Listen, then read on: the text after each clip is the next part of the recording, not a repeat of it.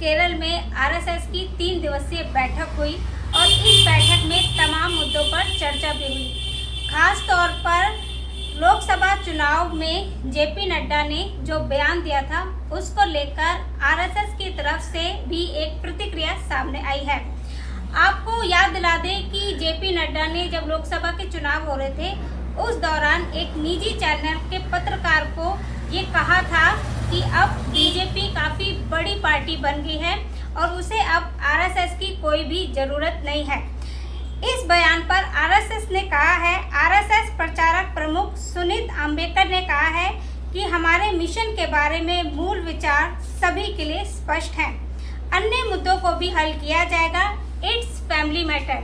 तो इस तरह से आरएसएस प्रचारक प्रमुख सुनीत अंबेकर ने ये साफ क्लियर कर दिया है, जिस तरह से एक परिवार में कई तरह के मुद्दे होते हैं उनको सॉल्व किया जाता है, उसी तरह से बीजेपी और आरएसएस के बीच में जो मुद्दे हैं उनको भी जल्द ही सॉल्व कर लिया जाएगा। इस बैठक में वहीं आपको बता दें कि इस बैठक में जेपी नड्डा और मोहन भागवत के बीच में भी काफ़ी देर तक बातचीत हुई थी। न केवल पॉलिटिकल इशू को लेकर बल्कि जो बीजेपी और आरएसएस के बीच में जो अन्य मुद्दे हैं उनको लेकर भी बातचीत हुई है। आपको ये भी बता दें, एक बड़ी और सबसे खास प्रमुख बात हम आपको बता दें और ये ब्रेकिंग खबर हम आपको दिखा रहे हैं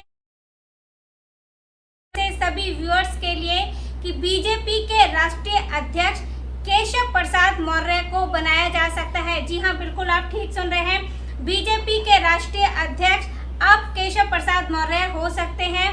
ऐसे सूत्रों के हवाले से ये खबर सामने आ रही है। आपको बता दें कि इस बात की अभी किसी भी तरह से आरएसएस की तरफ से कोई पुष्टि नहीं हुई है, लेकिन हमारे जो सूत्र हैं, मीडिया के सूत्र हैं, उनके द्वारा ये खबर सामने आई है कि बीजेपी के राष्ट्रीय अध्यक्ष जेपी नड्डा के बाद अब केशव प्रसाद मौर्य, जो कि उत्तर प्रदेश के डिप्टी सीएम हैं और जिस तरह से उत्तर प्रदेश में उनकी कार्यशैली रही है, जिस तरह से वो लोगों के बीच में जाकर अपने कामों को दिखाते हैं, गिनाते हैं, उत्तर प्रदेश में जिस तरह से अभी तक विकास हुआ है, डबल इंजन की सरकार कह सकते हैं इसे, उसको लेकर आरएसएस में भी केशव प्रसाद की जो कार्यशैली है वो काफ़ी प्रभावित देखी गई है और यही एक मुख्य कारण भी बताया जा रहा है कि आरएसएस केशव प्रसाद मौर्य को बीजेपी का राष्ट्रीय अध्यक्ष बना सकती है।